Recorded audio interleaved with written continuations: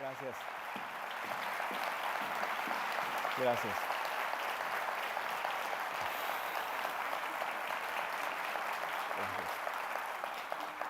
Wow, Ted, qué honor. Muchas gracias por estar aquí. Muchas gracias por haber venido a ver a Wendy Ramos. Sé que todos la están esperando.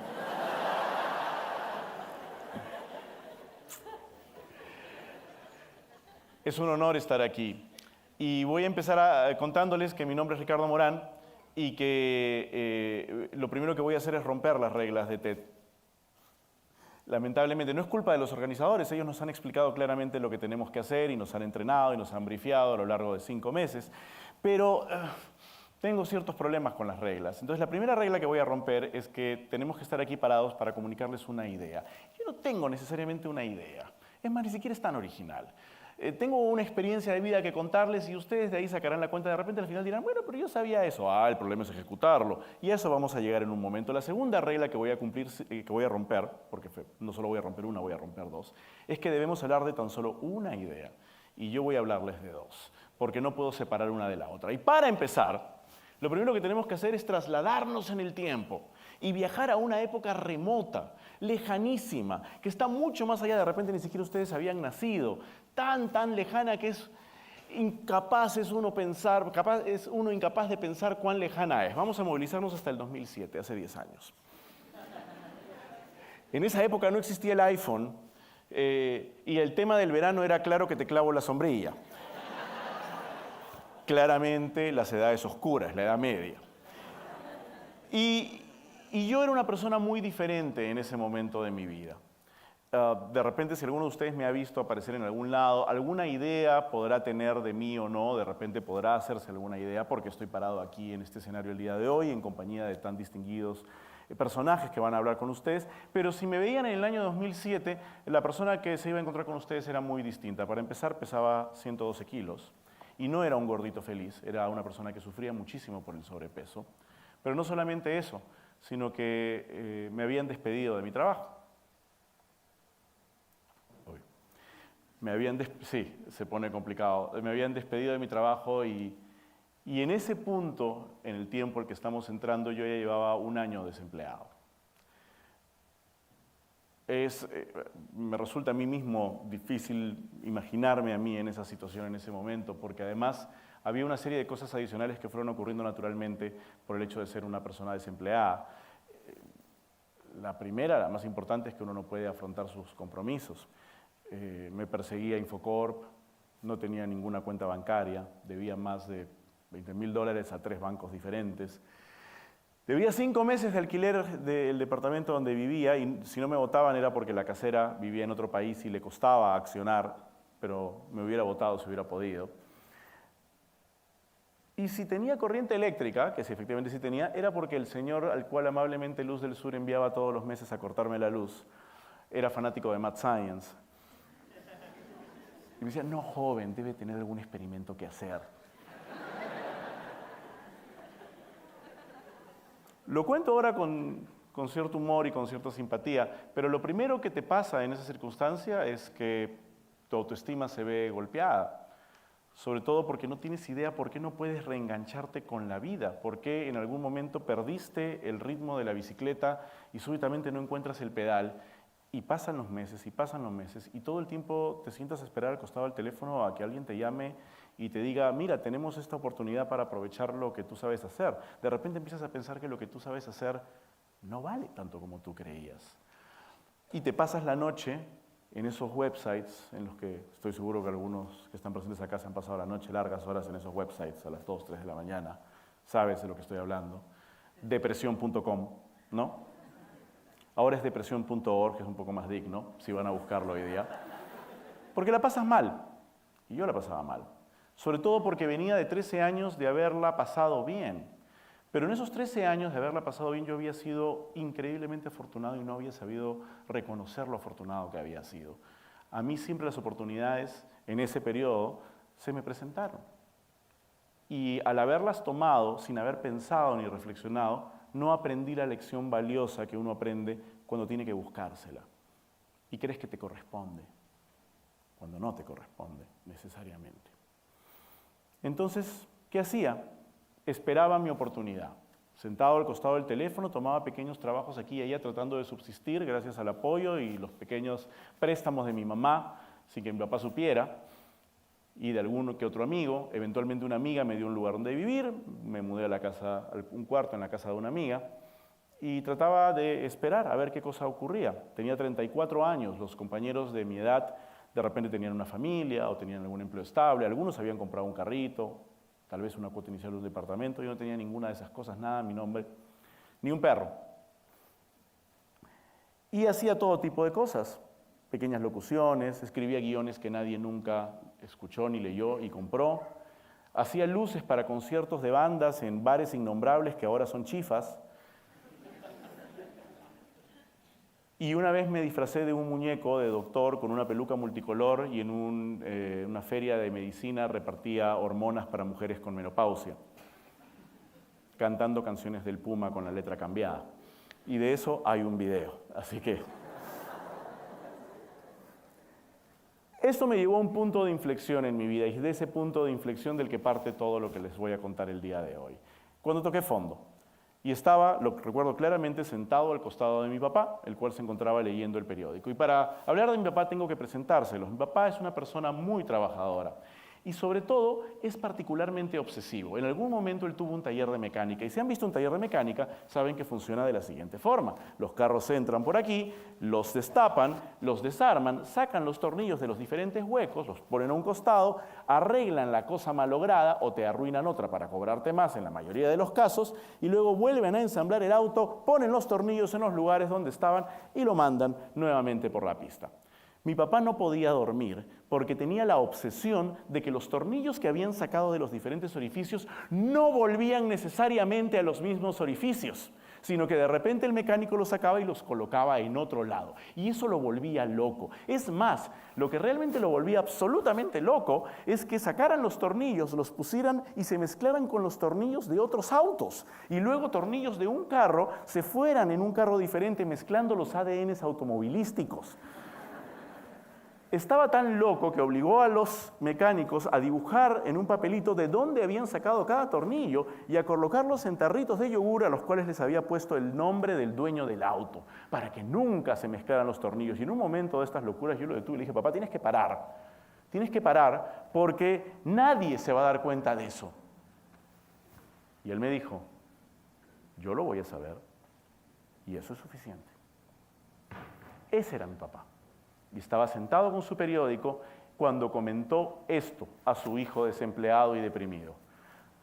Ricardo, los hijos de tu tío el Cuervo Espejo, mi tío el Cuervo Espejo era piloto, han entrado de pilotos y les está yendo muy bien. Están ganando bien y mira, están tomando gente, sobre todo gente que habla inglés y tú hablas inglés. Y de verdad, tomar el curso son 15 meses, yo creo que tú lo podrías hacer. ¿No te parece algo interesante? Papá, yo soy director de teatro, ¿qué miércoles hago volando un avión? No tiene ningún sentido eso. ¿Para qué? Además, yo tengo que estar en Lima porque la gente te convoca para una obra de teatro, algún teatro me va a llamar para dirigir una obra, algún evento, no sé qué. Pero viajarías por el mundo, a ti te gusta viajar. Y creo que es una buena posibilidad porque de verdad es un buen ingreso y deberías, ¿no?, hacerlo. Papá, de verdad, yo tengo que darme libre las temporadas de teatro duran 3 o 4 meses, alguien me va a convocar, alguien me va a llamar. Bueno, no te están llamando, ¿no? Me cago. ¿No crees que debería ser el momento que te hicieras cargo de tu vida? ¿No crees que es el momento en que debes ser gerente y dejar de pensar como empleado? Papá, yo no soy gerente. Tú eres gerente de ti mismo, de una empresa que se llama como tú, de la cual tú eres el único empleado. Y si vas a seguir sentado pasándole las excusas de por qué le estás pasando mal a terceras personas, al gobierno, a los fondos, a los teatros, a la gente que te emplea, te vas a quedar allí. Si no vas a ser piloto, sugiero que te hagas cargo. Entonces ustedes dirán, en ese momento fue el punto de inflexión. Yo allí entendí lo que tenía que hacer con mi vida y a partir de ese momento mi vida cambió. Y estarían completamente equivocados. 2 años después estaba aún más endeudado, no había salido del hoyo, no había aprendido absolutamente nada de esa experiencia. Hasta que me invitaron a ser profesor suplente en un taller de teatro, porque eso es a lo único a lo que yo podía acceder, ser profesor suplente un día en un taller de teatro. Y fui al taller de teatro Y empecé a conversar con los estudiantes de actuación para preguntarles qué es lo que ellos querían en la vida. Y los estudiantes de actuación decían cosas como, yo quiero que me llamen para actuar en una miniserie histórica. Y otro estudiante de actuación decía, yo quiero actuar en una obra de Shakespeare. Y otro estudiante de actuación decía, yo quiero estar en una miniserie de Netflix. Netflix no hay en el 2007, idiota. Bueno, pero ustedes entienden, estoy haciendo como una metáfora, ¿no?, de las cosas que estos chicos querían. ¿Y por qué no lo hacen? Digo, ¿por qué no hacen todas estas cosas? Y empezaron con la recatafila de excusas. Porque no hay oportunidades, porque no hay fondos, los castings todos son argolleros, los directores solo trabajan con los mismos actores. No hay teatros, en el Perú nadie consume cultura, no hay público para lo que yo hago solo lo entienden en el extranjero. Todas las excusas que yo ponía el día que conversaba con mi papá. Y caí en la cuenta, como una revelación, como una bomba nuclear estalló en mi cabeza, como si me hubiera convertido en un Saiyajin de golpe, y grité. Maltraté muchísimo a esos pobres chicos y les dije, no entiendo, si quieren actuar, actúas pues. ¿Qué necesitas para actuar? Te aprendes tu monólogo y te paras en la esquina. ¿Qué haces aquí sentado quejándote? Es que yo quiero salir en la tele. Entonces lo que quieres es salir en la tele, tú no quieres actuar. Sales a esa esquina y te pones a actuar. Si quieres dirigir, dirige. Si quieres actuar, actúa. Si quieres producir, produce. Hazte cargo de tu vida. Disculpen, tengo que ir a hacer algo. Salí de la clase a la mitad, nunca volví, no sé qué fue de esos pobres estudiantes de actuación. Llegué a mi casa, cogí el teléfono, llamé a 15 empresas que sabía que tenían fiestas de Año Nuevo con los empleados y les dije, buenas, tengo una empresa que hace eventos de fin de año. Era mentira. Verán que a partir de ahora van a haber varias mentiras en mi vida. ¿Y ustedes tienen un director capaz de poder? Sí, tenemos 3. ¿Y ustedes tienen un productor que pueda hacer las cosas? Sí, tenemos como 10. Y por supuesto que tenemos experiencia. Y tenemos los RUCs de muchos amigos amables, que nos ayudaron a facturar durante los siguientes 6 meses. Cuando acabé con las empresas, porque aceptó una, y de ahí jalé otra, y jalé otra, y jalé otra, inmediatamente pasé al reino de los eventos publicitarios, lanzamientos de televisores, anfitrionas haciendo activaciones cargando zapatillas, lo que fuera necesario. Si quieres dirigir, dirige, como decía Moria Kazan. Si quieres llorar, llorá. Entonces yo lo que hacía era eso, con un foco absoluto, teniendo la cabeza de mi padre detrás, diciéndome, no le pases las excusas de tu mediocridad a los demás. 6 meses después me había mudado, 1 año después había pagado mis deudas, al año siguiente empecé a producir televisión, y 2 años después nos volvió a pasar, nos votaron a todos. Pero no volví a reaccionar igual. Dije, ponemos una productora, lo hacemos nosotros. Si nos despiden, nosotros lo hacemos. Pusimos una productora. Hemos hecho cerca de 20 programas de televisión para el Perú y el extranjero. Y en 4 semanas estrenamos una película, porque nadie nunca me llamó para dirigir. Me quedé sentado esperando 26 años para dirigir una película y el teléfono jamás sonó. Así que nos inventamos una. Me hice cargo. Dejé de pasarle la responsabilidad de mi fracaso a los demás. Y aquí vengo a hablar de la segunda idea, así que aquí es donde rompo la regla de TED. Les voy a contar algo que me pasó cuando tenía 19 años y yo estudiaba actuación en el taller de Roberto Ángeles. Roberto Ángeles enseñaba actuación en el Teatro Británico, que no es el maravilloso teatro que todos conocen ahora, lleno de facilidades. Es una especie de casa embrujada con casa de Freddy Krueger mezcladas. Estamos en el año 94, y lo que hacíamos los estudiantes de actuación del taller de Roberto era trabajar durante las temporadas, haciendo luces, sonido, haciendo boletería. Si alguno de ustedes fue al Teatro Británico del año 94-95 a ver una obra de teatro, yo le vendí su entrada, probablemente. Y una de las cosas que teníamos que hacer los estudiantes era arreglar las patas. Les voy a explicar cuáles son las patas. Esas son las patas. Hay una dorada, una negra, una negra, una negra ahí. Hay 4 por lado y están colgadas de la parte de arriba con 2 cuerdas. Y las patas del Teatro Británico no están así, plisadas y al viento como estas elegantes patas del Teatro de la Universidad de Lima. Estaban tensas, clavadas en el piso y jaladas de arriba con 2 cuerdas muy gruesas, de una tarima de madera, una rejilla de madera llena de polvo a 7 metros de altura, y a 40 centímetros había una calamina de metal que hervía a 40 grados de temperatura cuando el sol caía encima de ella. Y para llegar ahí había que subir por una escalera de madera. No existía Indesi en esa época, se enterarán. Y había unos tablones pegados en la pared con un clavo al medio, de los cuales faltaban varios, y los estudiantes teníamos que trepar por la escalera peligrosa, pelear contra los murciélagos y el Demogorgon que había arriba, llegar a la parte de arriba, arrastrarse por la rejilla cuando se te caía la zapatilla, ¡ah!, la perdías, te arrastrabas hasta llegar al otro lado, sostenías la soga, la desamarrabas, jalabas, y escuchabas la voz de Roberto, que cómodamente sentado en la 5ª fila decía, un poco más a la derecha, por favor.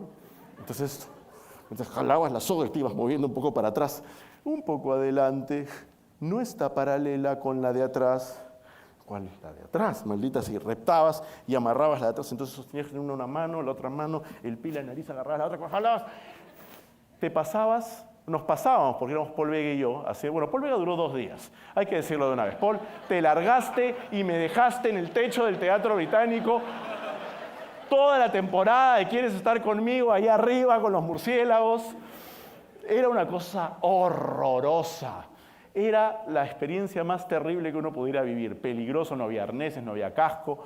Era terrible y duraba horas y luego bajabas todo sudado y tenías que ducharte para ponerte tu polo, para buenas cuantas entradas J45, 2 juntas, y luego repartir el programa de mano. Era un loco. Durante 2 meses hice esto, hasta que un día no pude más. Enfurecido, allá arriba, repté, quemando la espalda con la calamina hirviendo. Bajé por la escalera, la que se le caían los escalones, caí al piso, avancé hacia el centro del escenario cubierto de una nube de polvo hecha de pelucas y maquillajes de toda la historia del teatro peruano que estaban ahí, y caminé hasta la corbata. Esta es la corbata del teatro. Me paré ahí y miré directamente a Roberto Ángeles en los ojos y le dije todo lo que sentía, que estaba furioso, que esa no era forma de tratar a un estudiante, que yo había venido a aprender a actuar, no a estar colgado de ahí arriba, que era un abuso, y que ¿qué ganaba yo con eso? Hubo un silencio larguísimo como este que estamos experimentando ahora.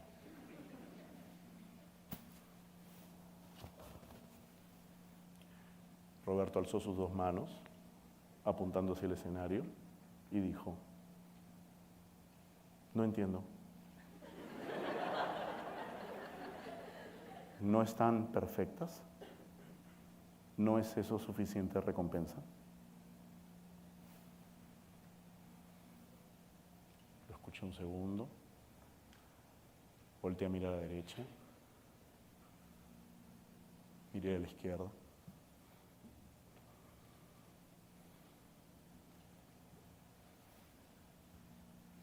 Y estaban muy bien. Era un excelente trabajo. Y me sentí a la vez extremadamente orgulloso y un reverendo imbécil. Traigo esa anécdota a colación porque es algo que en ese momento no terminé de aprender hasta el año 2013, cuando en un accidente automovilístico mi papá falleció. Nos dejó muchísimos recuerdos. Pero yo no puedo dejar de pensar en la satisfacción que él sentía por el trabajo bien hecho con sus tarritos llenos de tornillos que iban exactamente en el lugar de donde habían sido retirados. Y lo que aprendí fue que me tengo que hacer cargo de mí y que yo soy el que coloca los tornillos incluso donde nadie los ve, porque yo me voy a dar cuenta. Muchas gracias.